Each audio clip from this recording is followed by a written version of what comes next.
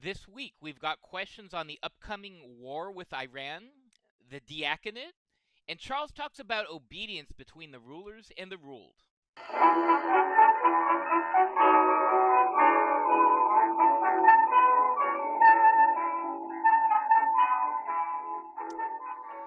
Welcome to another episode of Off the Menu. I'm your host, Vincent Franchini from Tumblr House, here with a sesquipedalian, Charles Coulombe. Sesquipedalian? I've got 7 feet? Or 70? No, it's characterized by long words, long-winded. Like That's a lie. the sesquipedalian prose of scientific journals. See, that's an example. That is a lie from the pit of hell. Explain. The father of lies came up with that one. I have always been curt, concise, to the point. I've never been known to be loquacious. I have been seen as the height of silence, a modern day Calvin Coolidge, if you will. Really? Yeah, sure. That's You news bet. to me. That's some fake news. Well, okay. It's probably news to anyone else who's never known me, but still, I stand by it. All right. I got a right to stand by it. I'm in a seersucker jacket. If I can't outright lie like any senator does, what good is mom the flag and apple pie? That's a compelling point. See, got you there. All right. So it's been 2 weeks. What's new, Charles? Woof, woof. A lot is new. A lot's gone on. We had White Rose Day, came and went, the great feast day of the Jacobites. Corpus Christi here in Austria was on Thursday, and we had a wonderful. If you look me up on Instagram, I posted some of the pictures. We had a wonderful, wonderful procession here, which was great. And then yesterday was graduation here at the old ITI, and it was wonderful. It was a high mass in the parish church here, and then a procession from there back to the castle where we had the courtyard. We had the graduation ceremony, which was very touching, and the kids graduated with their various degrees, and the distinguished faculty made good speeches, and then we had a very nice dinner that was tremendous, and then a ball to end the day. And that it was all. I mean, it was between the two of them, the Corpus Christi procession and yesterday's festivities. Everything I love about this place, both the ITI and Austria, really hit me very hard. And then I got hit hard again this morning. I woke up. The first news I got from none other than the illustrious Alan Goodman in Alberta, Canada. Alan sent me a note which reads in part, let's see, where are we? In part, boom, boom, boom. So much for America first. And I thought, that's odd. What did he mean by that? So I jumped up like the narrator in the Night Before Christmas. I jumped up to heard such a clatter. I jumped out of bed to see what was the matter. And I ran over to the computer and I turned on the screen. And there I found that we had dropped heavy armaments on Iran's three major nuclear sites. And so this country is at war. And I had several thoughts in rapid succession as I was trying to get myself dressed. One was that we probably should contact the Empire of Japan and apologize to them. For what? and say that we overreacted about the whole Pearl Harbor thing. Because we just did it. Well, Because yeah, we've and done now our we own version. understand. Well, we understand what Tojo and the gang were going through. So because now we've done it, so we appreciate how they were put out. So we'd apologize for having treated them so roughly afterwards. No, I joke, but there's that. I mean, also, I'd say that it was unconstitutional, but why single Mr. Trump out when this country has fought nothing but unconstitutional wars since 1945? If you don't declare war, if Congress does not declare war, there is not a state of war. Yeah. Now, when I was at New Mexico Military Institute, the late lamented Colonel Joseph Pose, I don't mind saying a Vietnam War hero, he pointed out, he said, well, you see, since 1945, we haven't had any wars at all. And we looked up at him, with our mouths open. No, no, no, they were all police actions. Because you see, a war can only be declared, but a police action, you don't need no congressional declaration of war for that. Police action, you just go in and shoot them all to hell. And he said, the biggest difference between a war and a police action, other than the lack of congressional oversight? What's that, sir? Well, when you get killed in a police action, you're not really dead. Not like a war. Mm. It was a grim joke. Yeah. But this was also the man who, when he was called out of the office, he had a glass eye, and he had a glass eye, and he gave the impression that he lost it in an accident in Vietnam. And I found out later when I met someone who actually served with him that he'd been shot out when I was on patrol, and he continued the mission. He was a lieutenant, a second lieutenant, or a first lieutenant then. But he always, it was heroic, but he always maintained it was some sort of accident. But he was never specific about it. So he had a glass eye, and he was called out of the office once for a phone call, and he popped it out of his head and he put it on the desk. And he looks at it, he goes, "Keep an eye on him," and walks out. And we all sat there in silence, staring at that thing, looking back at us. Then he came back in, popped it back in his head, and he says, "I know what you all did. I kept an eye on you." Wow. I told you he had a grim sense of humor. So, anywho, so that this was all going through my head. Then I got dressed. And I dragged myself after the festivities of yesterday. I was a bit tired this morning, but I dragged myself over to the castle for the liturgy, which was in the Byzantine chapel. But because of the large number of people, they had opened the back door of the chapel and had seats in the castle courtyard. So I sat in one of those. And it was very pleasant. It wasn't too warm. It was warm, but not oppressively so. We were in the shade. And I was getting teary-eyed. And I looking around at all the kids, and I couldn't understand why that was happening. I really couldn't. But then I began thinking about a lot of things. My grandfather and my great uncles were all in the First War, and I grew up listening to their stories, a lot of other people's stories about the days leading up to the opening of the war and how that summer of 1914 was so wonderful.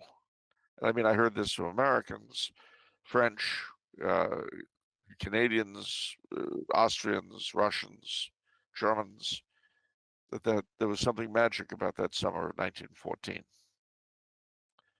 There was never another one like it. And that was kind of going through my head. And looking at all these young folk, um, their dreams, and they're getting ready to go out and conquer the world, and the others waiting, of course, to complete their degrees and then go out and conquer the world. It reminded me of them. It reminded me of my dad and his generation. My father was asked because he was something of an expert on the American Civil War to give a lecture to my class at Bishop Alemany High, and he did. And he talked about the young men just like you who went out to fight it and so forth, who saw the elephant. And then we got in the car, we drove off, and I could see he was teary-eyed. And I asked him why. I was, 16 years old. I said, "What's wrong, Dad?" He said, "Well, I'll tell you, son. Talking about the Civil War and those young men, your classmates, it all made me think of my own friends and relations who went off to the Second War and didn't come back the way I did." And I have to say that today, looking around at the guys and the gals, really, really hit me what my father felt that day. It's always the young that have to bear the brunt of it all. It's the young that bore this forever war we just finished that Mr. Biden conveniently lost for us. So I don't know what the future holds. In a second or two, I'll talk about a little bit more about that. But I just hope to God that our masters know what they're doing, because sometimes you have to fight, if you're attacked. I don't know that we were attacked in this case, but sometimes you do have to fight. But even then, it's never a pleasant thing.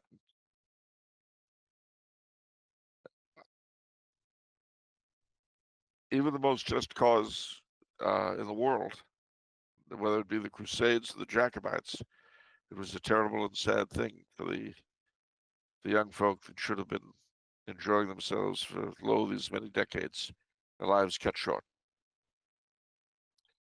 So I just hope, as I say, the masters bear in mind that if they waste any more of our young, they'll be held accountable for it before Almighty God. Anyway, pulling ourselves together as one does. So here we are. We are at war with Iran. So the question becomes, what are the Iranians going to do about it? Well, there are several possibilities. The first, of course, is nothing. They could just surrender, as Mr. Trump has suggested they do. This would be the best possible outcome for us and for our Israeli, I don't know what to call them, mentors, allies, brothers in arms. I don't know.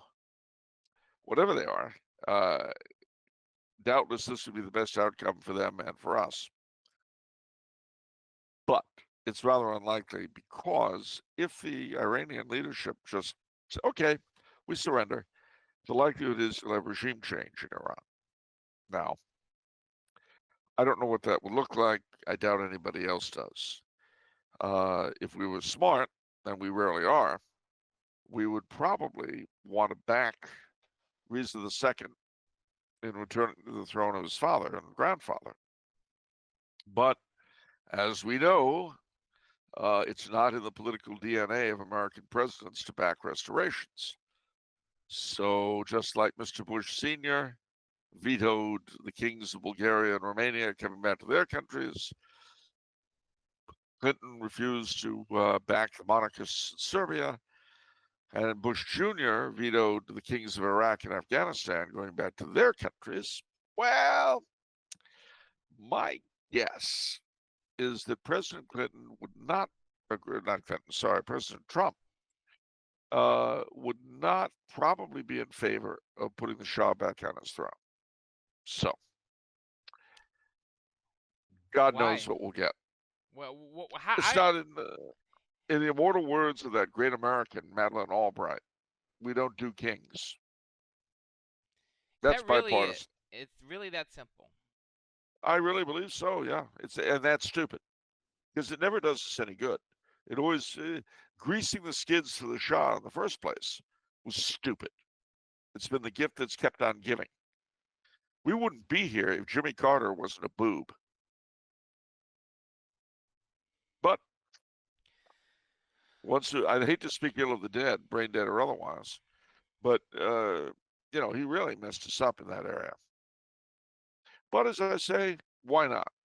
So did Bush Jr., Sr., Clinton, and of course Truman in the case of Italy Hmm. and Romania, and Eisenhower in the case of Egypt and Iraq, and I guess Nixon to the degree that we had anything to do with Afghanistan, but I don't think we had too much to do with that in '73. Anyway, but we're generally there helping Hmm. because Okay. on this one thing, look, this is the 250th anniversary of our fighting a monarchy for freedom. Yeah. This past weekend was the 250th anniversary of the Battle of Bunker Hill. Have you forgotten that? What kind of an American are you? Oh, that's right. We're not celebrating the semiquincentennial. I forgot. It's only the people who are either Trump or the towns where these things actually took place are celebrating them. Okay. Uh, so But anyway. So all of that aside, since we're not going to roll over and play dead and go for regime change, what are we going to do? Well, the first thing I would do if I were them would be to try to get Russia and China involved because we're supposed to be allies in BRICS. Turkey too, but Turkey is part of NATO, so I don't think that's going to go very far. But Russia and China, I would try to get on our side. Now, if we succeed, there's a good chance that Ukraine and Taiwan will get into the whole mix of horror between the United States on the one hand and the three self-proclaimed have-nots on the other. Although being have-nots would mean, in the one case, taking a good chunk of Ukraine, if not all of it, and on the other, Taiwan. It's tough having. It's tough to be a have-not when you have not what you want to be having. Anyway, point is, if they go that route, then we come very, very close to the autumn of 1914 feeling I had this morning. Sorry, summer of 1914. I mean, that way lies the sleepwalkers guiding us into World War III. And then I don't know what will happen. I have absolutely no clue.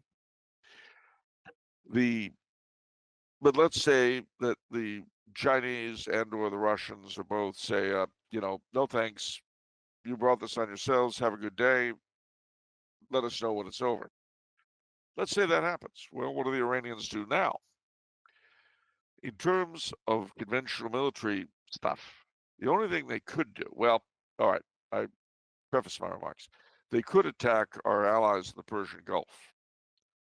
Kuwait, Qatar, Bahrain, the United Arab Emirates, Oman, and of course Saudi Arabia. Whether they would do that, I don't know. What the results would be, I also don't know because I know, frankly, I'm sorry to say, I used to be much more courant with this stuff, but not for a long time. Um, I don't know what capability the Persian Gulf states have, or Saudi Arabia, in terms of resisting uh, an attempt to seize them by Iran. The the great irony about this is that back in the early '70s, there was a whole bunch of people yapping about how the Shah of Iran, about our friend the Shah, was going to seize the Persian Gulf and have a complete control of the world's oil. Didn't happen. Instead, he was overthrown. But again, one wonders how the Persian Gulf states would be able to stand up to Iran and whether they could. I don't think that Mr. Trump will commit American troops to the ground. because we've been doing that for 20 years and we've not little to show for it. But I do believe that he'll be quite happy to use our technology. So if the Iranians do not attack the Persian Gulf states, then what might they do? Well, seize the Gulf of Hormuz, close it for everybody. No more oil to Europe. Now, in that event, there are two things that might happen. One, um, as I say, we wouldn't use land forces, but Trump would very happily blast the Iranian Navy out of existence, which he could do. I'm sure we have the capability to eliminate it utterly. That done, well, that's one possibility. But there's a second possibility, which is they might say, okay, sit on your oil. So what? We have oil too. And that would mean the rejuvenation of the American oil industry.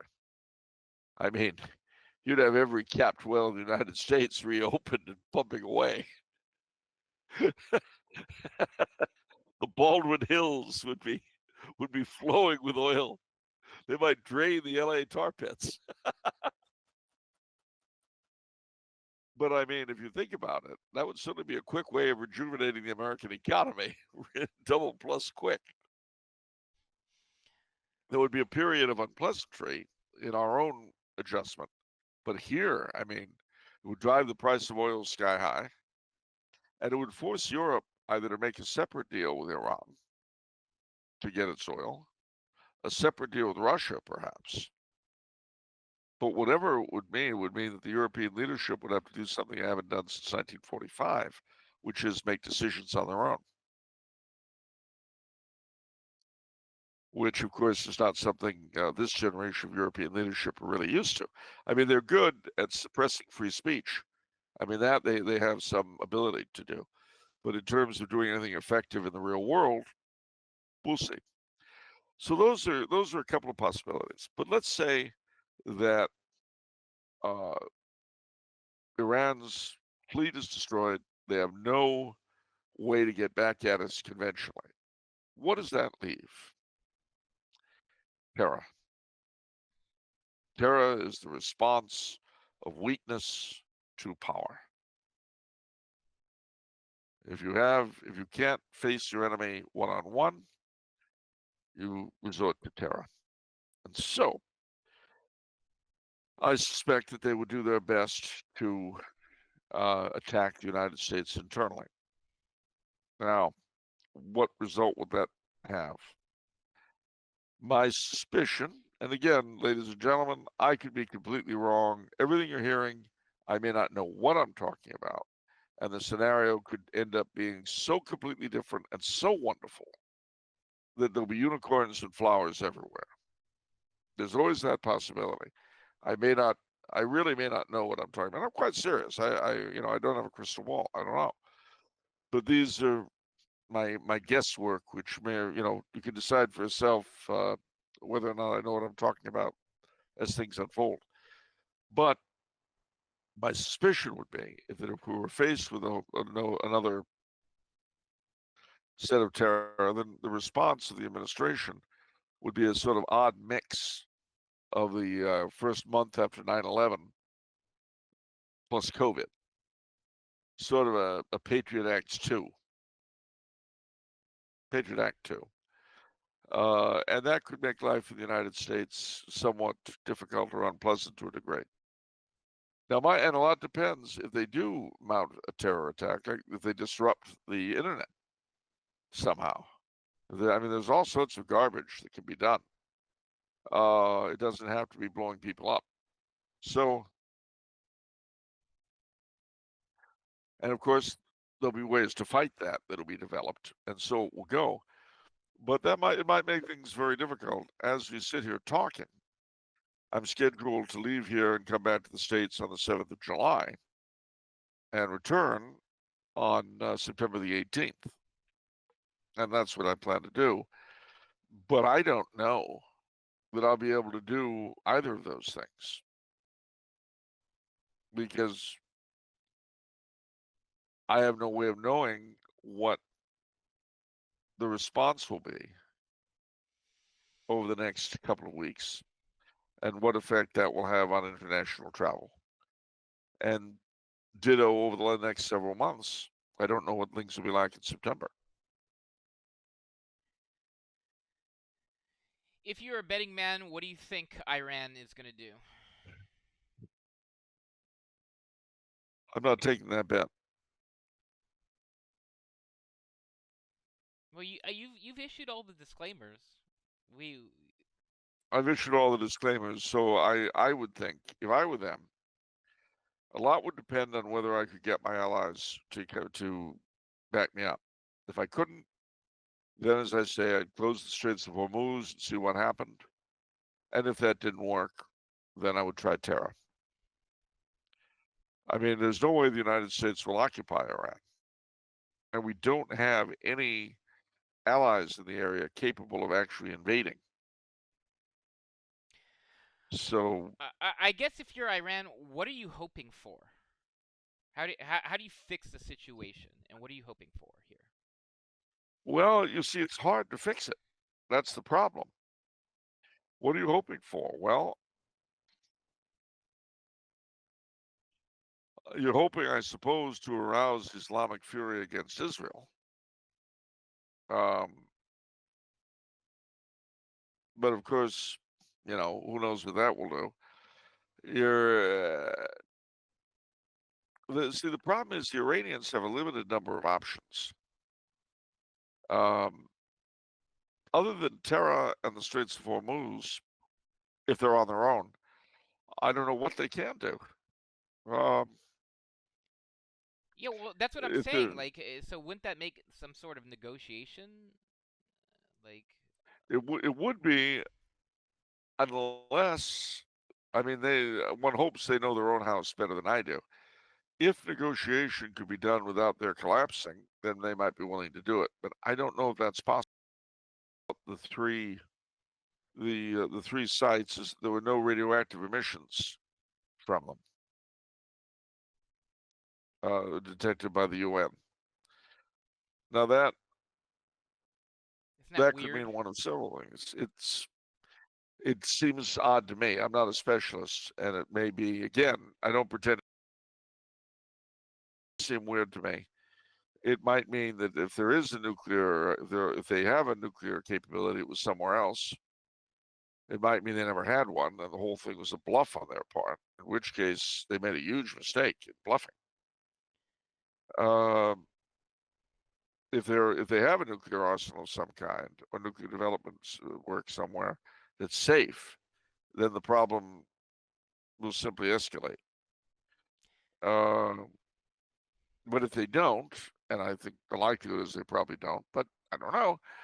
Uh, if they don't, then in all likelihood, I mean, the whole thing might have been a fraud. In which case, although we wouldn't have known that, we we've conducted an act of war based on a propaganda ploy, kind of as if we had a balsa wood fleet at Pearl Harbor,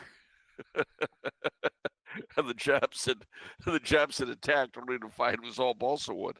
We'd still be at war, but all they got was balsa wood. So I haven't been paying. I have not been paying too much attention to the news lately. But didn't Trump a week ago tell Netanyahu we're not going to get involved, Oh yeah, and then we get involved? yeah. What happened? I don't know.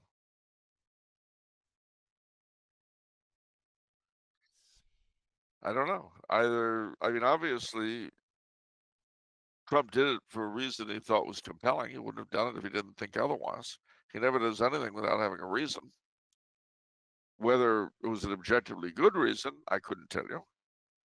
But he's a man who's very much oriented toward what he's oriented toward. Okay. Any last Any last items of consideration for this topic before we move on?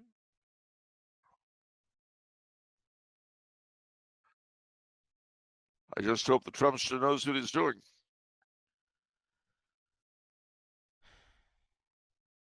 It's easy to declare war.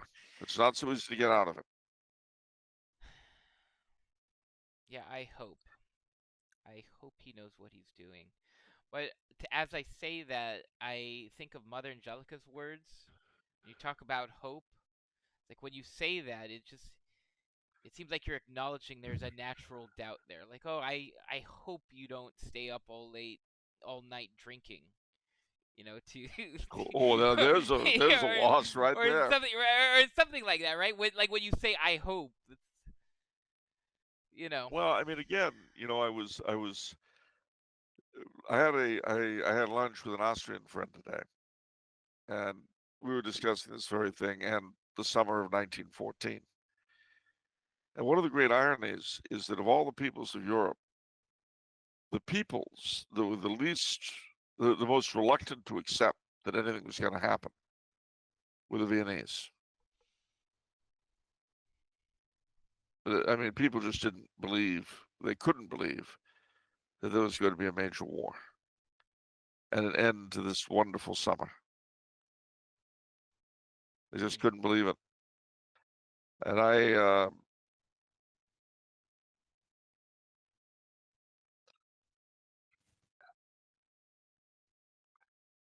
you know,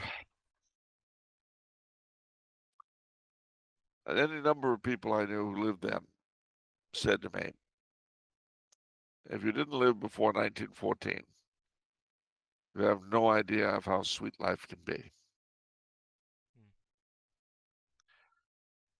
And there was a definite loss in that year. Of course, Talleyrand said the same thing about people who hadn't lived before 1789, so it might be a moving target. But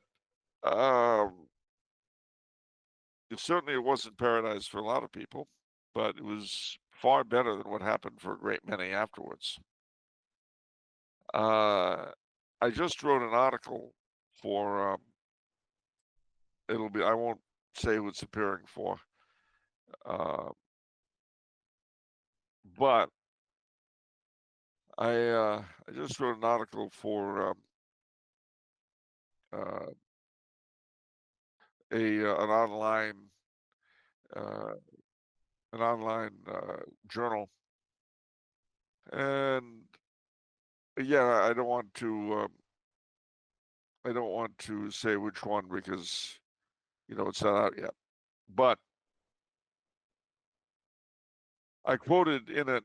I guess this is a lot of what I was speaking about, but I quoted in it the Countess of Fingal, who was a Catholic Irish noblewoman, who she wrote something in her memoirs, which to me summed up everything all the oldsters of my family and friends had ever said to me. It's kind of summed it up. Now, bear in mind, she was Irish, but she spent the season in London every year, Christmas to Lent, I guess. I suppose that the following season of 1914 was the gayest and most magnificent that London has ever seen. To me, there was something terrible about it. I felt it at the time. The wild extravagance, the money spending. There were 2 or 3 parties every night, and invitations were sent through mutual friends to absolute strangers. Well, we danced at the edge of an abyss, and a good many of the young people who danced so madly that season would be swallowed up by it. Those who reached the other side would be many years wiser and older.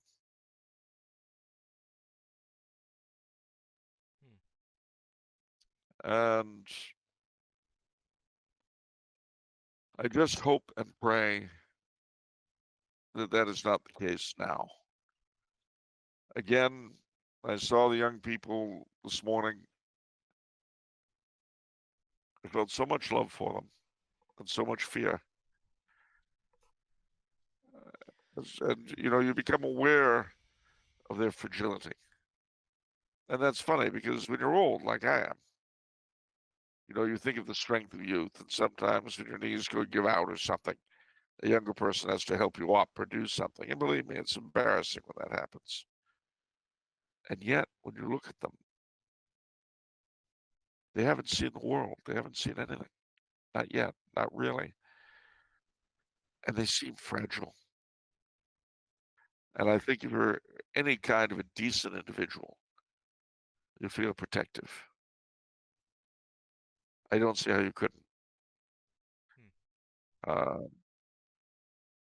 because the strength of youth is purely physical. It hasn't been through what you've been through if you live to a certain age. And, again, something my dad said, which has been with me today. Every generation wishes it could fight its children's battles for them.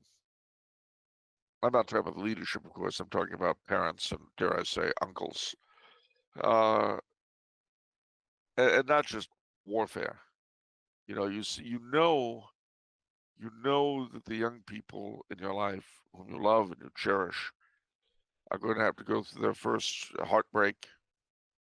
They're going to go through all sorts of difficulties in life that have to be overcome, and they have to do it. You can't do it for them. But you've done it, so you wish you could. You wish you could do it for them, but you can't. And I felt that very heavily today, looking around at the kids. I mean, and there was really nothing I could say. I talked to a couple, but anything really along those lines I could say would have been soppy and ridiculous. You can't express it to them, you see, um, because they haven't been. As my dad would say, they haven't seen the elephant. And on some level, you don't want them ever to, and yet they have to. It's part of maturation. And one of the things I'm really annoyed with my generation about is that there wasn't more care and more attention and more guidance. Uh, because where else was it supposed to come from? And yet, kid after kid either tells me or unconsciously shows me that they just didn't get it. They didn't have it. Um, so it's a weird mix of emotions. So I hate to get all gooey and soppy, but the fact is that we are talking about perennial matters. And one of these days, all of the young people in my family and whom I know here and around the world, and those of us who are watching right now, one day we'll be sitting where I am, please God, and you'll be looking at another generation, and you'll be feeling what I'm feeling at the moment. And again, I just hope that Mr. Trump and Mr. Putin and all the rest of the misters that we have instead of proper rulers, I just hope that if nothing else, their humanity looks at the young people whom war is destroying and will continue to destroy. My trip to Ukraine, to take one example of an unpleasant place I've seen, of all the things I saw, one of the things that really caught me was this kid, I don't know, 11 or 12, something like that. I'm standing on a street. Both sides of the street were bombed. So there's wreckage instead of houses that had been there before. And this kid goes flying past me on a bike. Normal, everyday suburban thing, except instead of going through the rows down the street filled with suburban houses, it's through wreckage. And I thought to myself, what is that kid going to grow up into if he lives? What's he going to become? You know, as I say, our masters, they get into war easily, but they sow dragon's teeth and they don't realize what they're doing. Worst thing about that summer of 1914 is that the countries of Europe were ruled by the politicians, the elected representatives of the people, whose only major interest was their reelection. And where that was the most lethal was the Serbian government, who faced reelection in November of that year. They couldn't afford to look weak in front of Austria for fear of losing the election. And they had the problem, of course, that their chief of police, not with the knowledge or permission, I don't think, of the Serbian government, that their chief of the secret police had been the one that ordered the hit on Franz Ferdinand. If they'd been smart, they'd have given him up. I mean, they ended up hanging him themselves 4 years later. So, what's the deal? They'd handed him over. Okay, they would have looked weak in front of the electorate and maybe lost an election. But I do think a lost election would have been worth avoiding the First World War. And then you look at the Kaiser Wilhelm and Tsar Nicholas first in 1905, trying to prevent it, and then trying to stop it in 1914. And what got in the way? The political leadership, once again, who pushed the elderly Emperor Franz Joseph into the war? His foreign minister. Franz Joseph said to the foreign minister at the time, he said, "You have not seen the face of battle. I have. You have no idea what you are pushing me to do."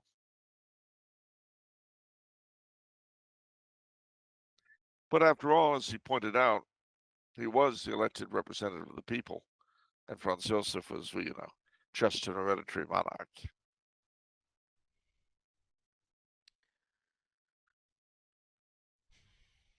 So I guess you said yourself, I think, that you don't think this is going to be a ground war, right? No, I don't think So so. you're talking about young folk in Austria. Or So anywhere. I mean, look, if there are terror attacks in Europe, they'll be affected. If Europe has to mobilize, they'll be affected. Mind you, a lot of the kids today were Americans, but they'll certainly be affected one way or the other in the States. In Europe, who knows? What if part of part of Iran's retribution to the West was having the radicalized Shiite Muslims? The Sunnis hate the Shiites, but the radicalized Shia Muslims here in Europe go on a rampage. I mean, it would be horrific, absolutely horrific. Wouldn't spare anyone. Contrariwise, it would make the European governments step on them pretty hard. And usually, when you do something like that, the results are also unpleasant because it's very difficult when you've got a group of people and some of them are very much against you. A large number really could care less one way or the other, and some of them possibly even allied to you. It's very difficult for you to tell the difference and make the right move. But anyway, please God, it won't happen. The best thing that could happen, the most wonderful, easy thing, happy thing for most people would be if Iran rolls over and plays dead. But if that happens, it will have repercussions for Russia and China, etc., that they may not want to deal with. So I don't know. I don't know. okay, Love wins. always. Okay, let's get a question or two in here. All right, let's take a question from Anita, who says, "Would Charles please take up again the topic of obedience? Its limits, the exchange of rights and duties between the rulers and the ruled, and the fact that obedience is given in exchange for good governance." Well, all right, we have to start at the beginning. Why are there governments among men? Well, there are governments among men because God allows, um, ordains that it should be so, that men should rule one another. However, to what end does he have them rule? Well, to the common good. What is the common good? Well, ultimately, the common good is the salvation of souls. That's the primum, the summum bonum. But alongside the highest good, there's the fact that if people are cold, hungry, or being starved or abused, they probably aren't going to be thinking so much about their souls. And so the second reason we have governments is to ensure some kind of order and prosperity, protection from external and internal attack, and a reasonable amount of economic sustenance. Those three things: salvation, security, and sustenance, you might say, three S's, are the common good and why we have governments. That's what government exists to do. Now, in order to do that, government has to have power, the ability to make things happen. But having power, that power has to be regulated by authority. And what is authority? Authority is the right to decide what ought to happen. And where does that authority come from? It comes from legitimacy. And what is legitimacy? Legitimacy is ultimately divine approval of a government. And from that divine approval comes the authority to wield power to provide for the common good. Now, mind you, power in itself is best dispersed widely in a society. The wider, the better. Uh, Authority is best concentrated. So you have readily available, readily understandable, who makes the rules, what the rules are, why the rules are, etc., etc. The problem with our system is that the economy is, how do I put this nicely? Uh, the economy is dominant. Power is concentrated in the hands of a few, and authority is diffuse. And legitimacy is not something we ask about, and the common good is not something that we think about at all. In fact, if you believe in the common good, you're an evil integralist or a post liberal or some other awful thing. Well, I mean, this is what they say. Now, of all people, and if I can find it quickly, I'll read it to you. Of all people, our very own Dame Garanger had a great quote on this very issue. Uh, I love Dame Garanger.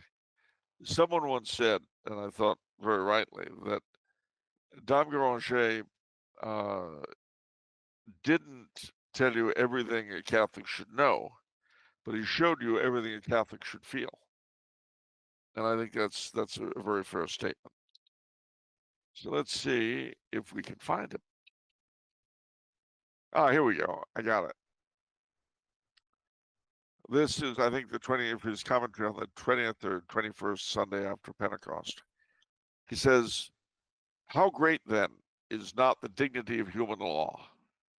It makes the legislator a representative of God, and at the same time spares the subject the humiliation of feeling himself debased before a fellow man.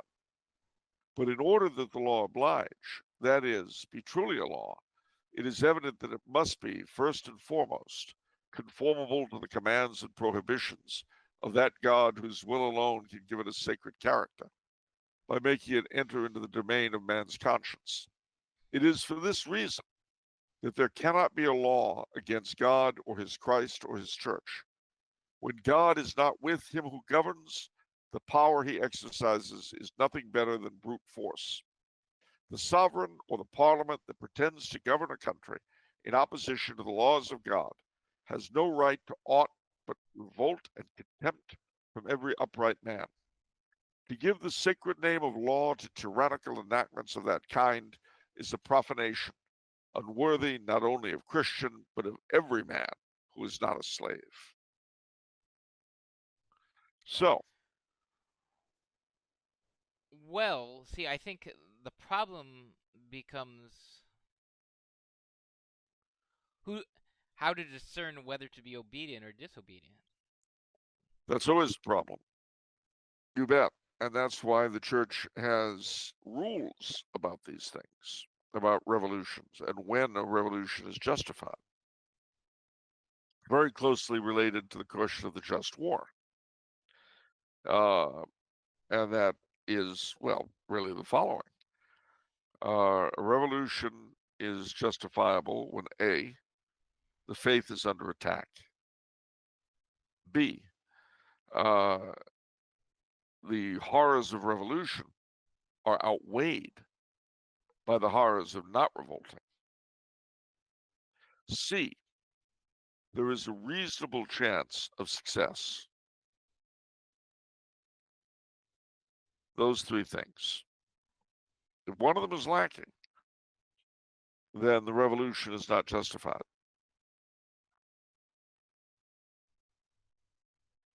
Hmm. Well, I think it still is a lot more complicated because Oh, what if I it's mean, complicated. It's complicated, but it's a useful barometer because one thing it does is it eliminates a lot of chatter. In other words, it gets rid of a lot of superfluous revolutions, if you will. hmm. One, and it brings us down then to difficult cases because the easiest is the faith under attack. If it isn't, if the faith is not being attacked, then there's no justification for a revolution. I guess what's in my mind regarding this. I don't know who I was talking with about this personally. I think maybe it was Andrew from New Jersey, but whoever I was talking with, speaking of the Pope, right, and our treatment of the Pope, and he said that we treat the Pope like the President of the United States now. Let's Which is wrong. pick a side. Pick a Yeah. side. Oh, Democrat, Republic.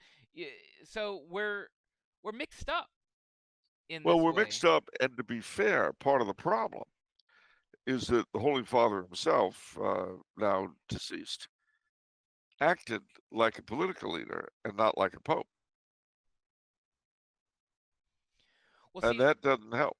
right, that doesn't help. But see that in that instance, if that is solely it, if he's just acting like this, isn't there still? I mean, how do you? Isn't there still a case for obedience? Right. I mean, obedience. There's a case for obedience in everything not coupled with sin, but, and here's the big but. Let's say, for instance, you were a Chinese Catholic, and he orders you to submit to the patriotic church.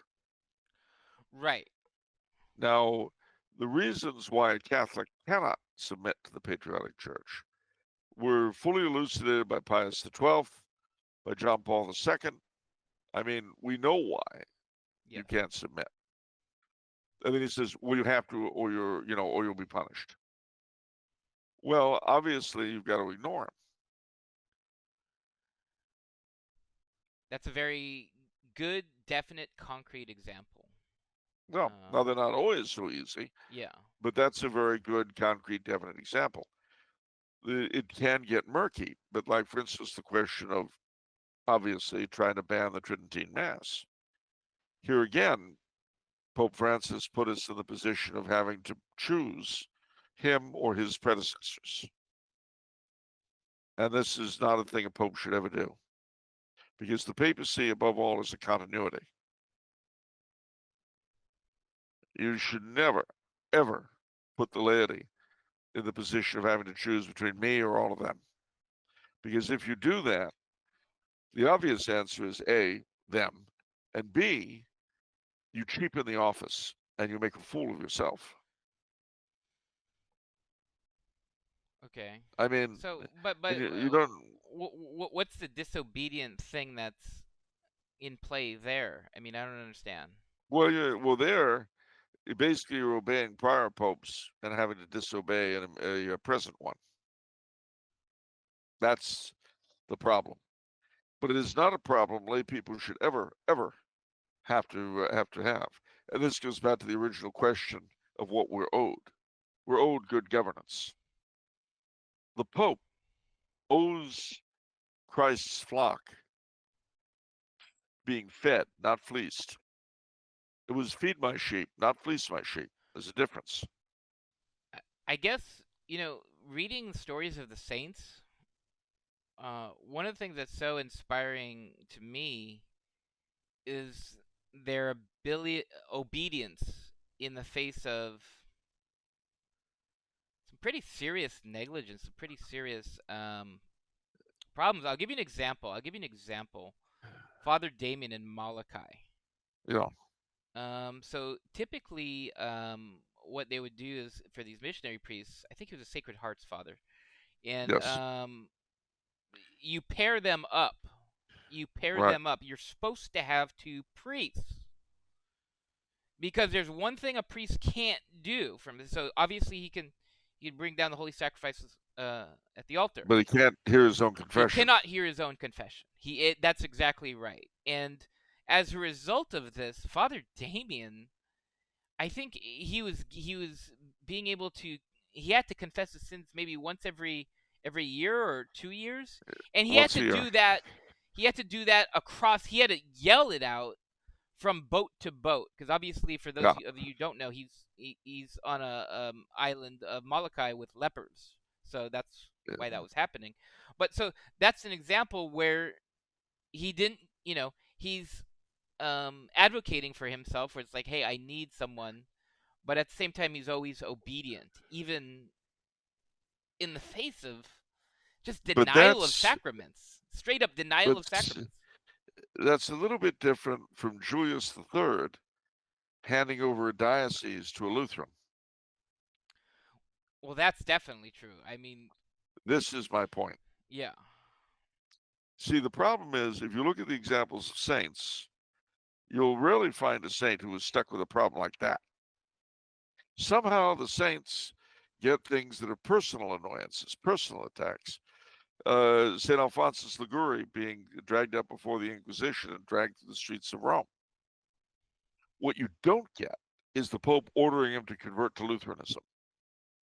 sure, You don't hear that kind of story in any saint story I ever heard of. sure. And you know why that is? Why? It's because God does not give us more than we can handle. Hmm. I mean, in reading Dame Guéranger and his love of the papacy, I thought to myself, there's a reason God didn't have him alive now. Because it'd be too much to handle. Yeah, drive him up a bloody wall. Doesn't that speak well for us, though? If we can handle the No, thing no, that this saintly man can't handle? no, it doesn't. It shows how insensitive and nasty we are. I don't think it's at all compliment, frankly. We, It shows you how see, tolerant we are. Tolerance is a having a virtue. having a delicate conscience is a virtue. Being able to take morons because we're moronic ourselves, there's no virtue in that. I mean, being able to say to a bad pope, "Oh yeah, well you're another." This is not saintly. This is not virtuous. I mean, it may help us keep the faith. It may help us survive. It may help, but you can't say that it's a wonderful good thing. Hmm. You know, Saint Hugo the Annoying. They don't have saints like that. Well, I mean, I don't know. I don't know. I feel like Well, I don't know the either, the obviously, chatter but between Saint Jerome and Saint Augustine was pretty. that was pretty intense. Yeah. So I feel like there's historical examples here and there, but okay. Yeah. Well, no, that is true.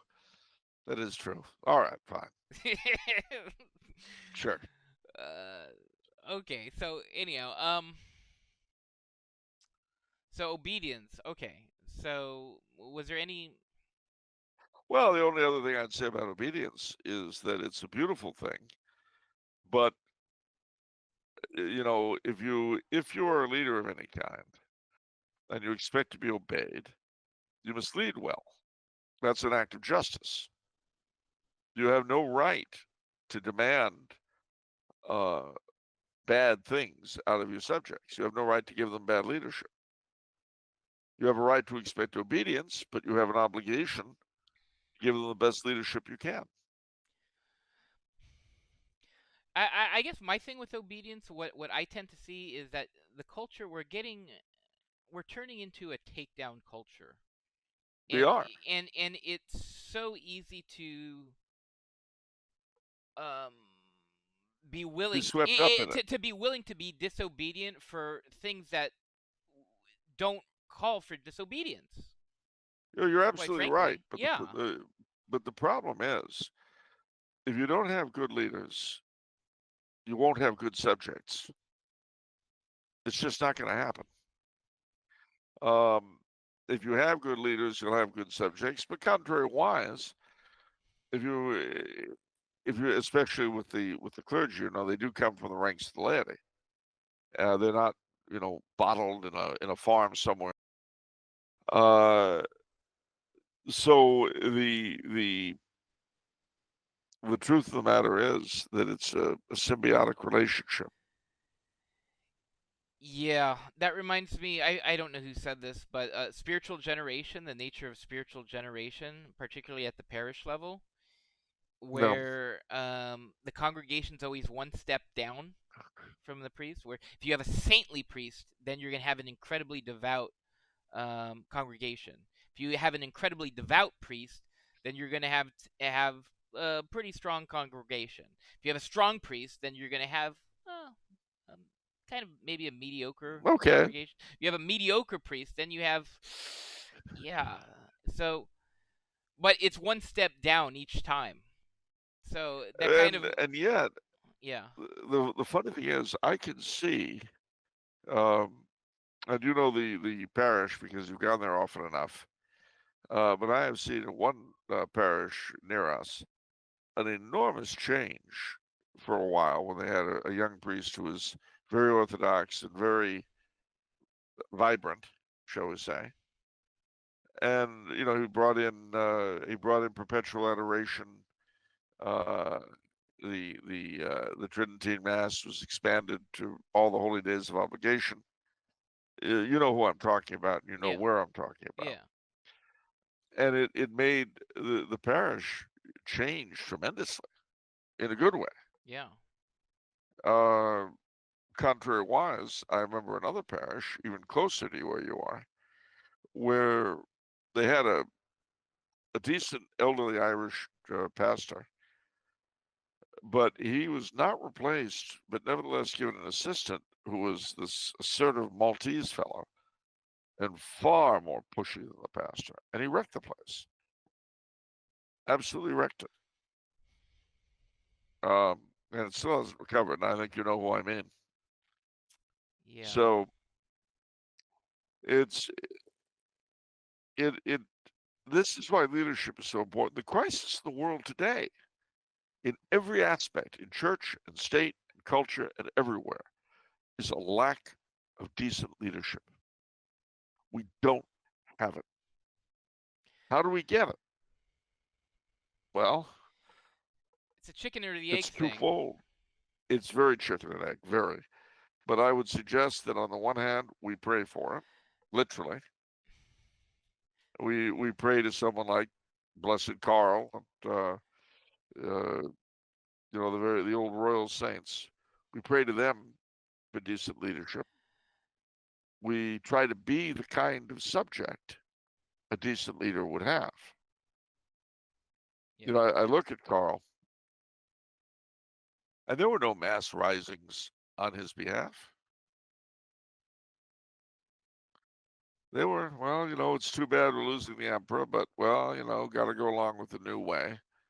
And after all, if we don't, they'll keep the blockade and we'll keep starving. Well, okay, they got what they wanted, and what they wanted led them directly to World War II and an even more horrible abyss. I want to really be careful too because again, knowing people the way I do, being one of them, you tell people we need better leaders, that puts them off the hook. To me, Well, it's like, that's why I go back to saying, Pope Francis is Pope Francis, so I'm gonna become Orthodox, lol. No, but see, not good enough. that's why I go back to saying we have to be the kind of subjects a good leader deserves to have. Yeah, there you go. That's what I'm saying. Where were the mass risings for Emperor Karl? Right. Oh, that's right, there weren't any. I forgot. It's like that quote. We'll have a king when we're a kingly people.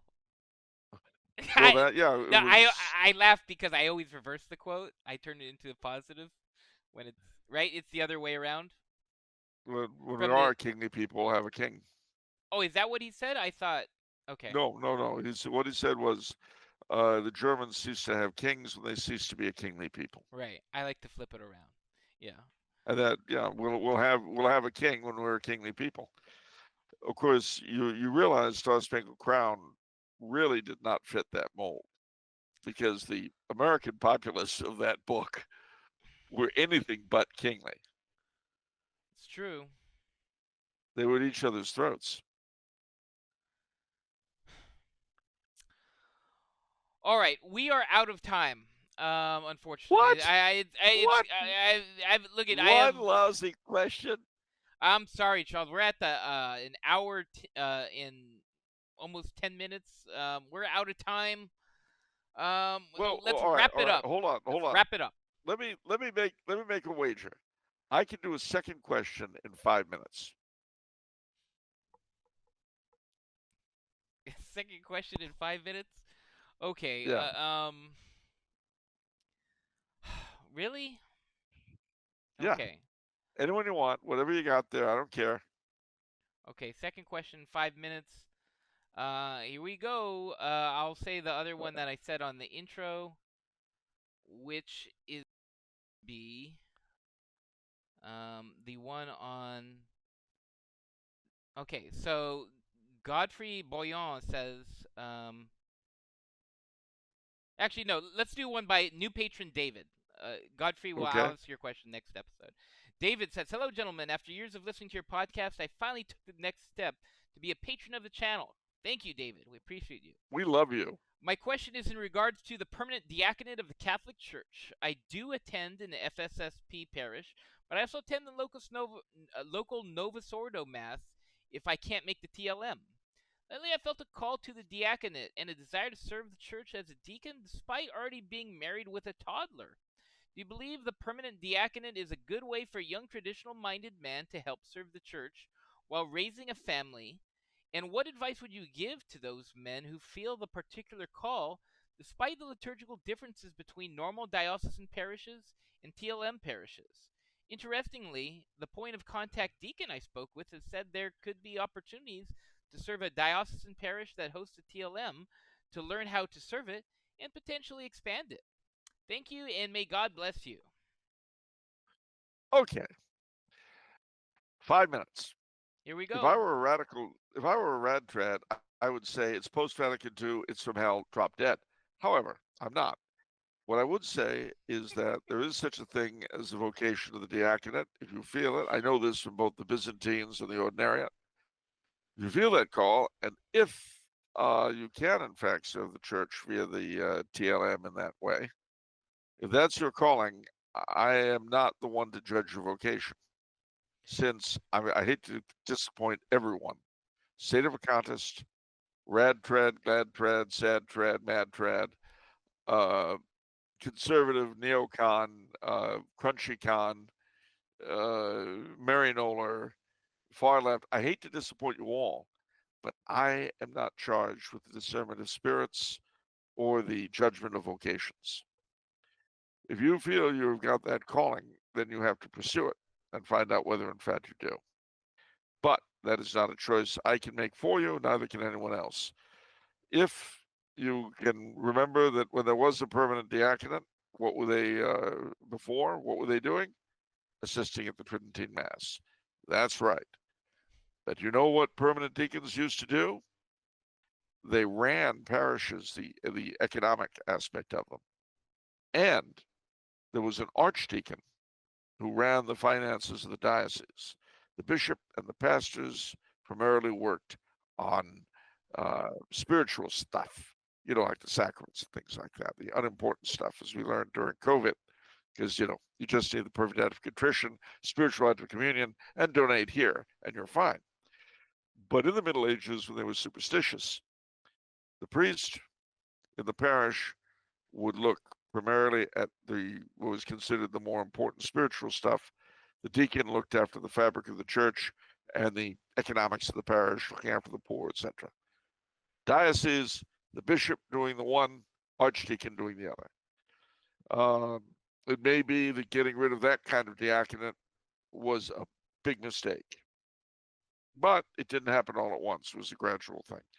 One of the things we have to avoid doing is taking a single year in the history of the church and saying, aha, 1328, 1567, 921, that was the apogee of the church, and this is what we should be doing. Everything, whatever it was done in that year. We also have to remember that these things change back and forth, and that we live in the year 2025, and our needs may be different. Plus, there's such a person as the Holy Ghost, the person of the Trinity, who tends to affect what the church is doing, despite our best resistance and our attempt to screw things up in accordance with our fallen nature. There. Beautiful. We still have some time, but the one thing I'll ask you is, so I've actually had a similar thought to David in terms of discerning the diaconate, and I tell you the main consideration in my mind is, because you want to be the best, just the best husband and the best father that you can be, and that's such a serious thing that I can't deny feeling intimidated or not wanting the diaconate to hinder that vocation uh, in my life. So that's kind of a hard call, right? Where it's like, what, It's a very especially hard especially call. if you have a lot of kids too, where it's like, okay, I have to raise like handful of kids on, and then the diaconate on top of that. It's not to say that Well, people can't do it. You can, it's definitely possible, but I have to say that's seems to be the biggest consideration, at least for me. see, that's the thing. And I mean, as with any vocation of any kind, you've got to figure out, and then after you, the authorities have to figure out if that's really what you're being called to.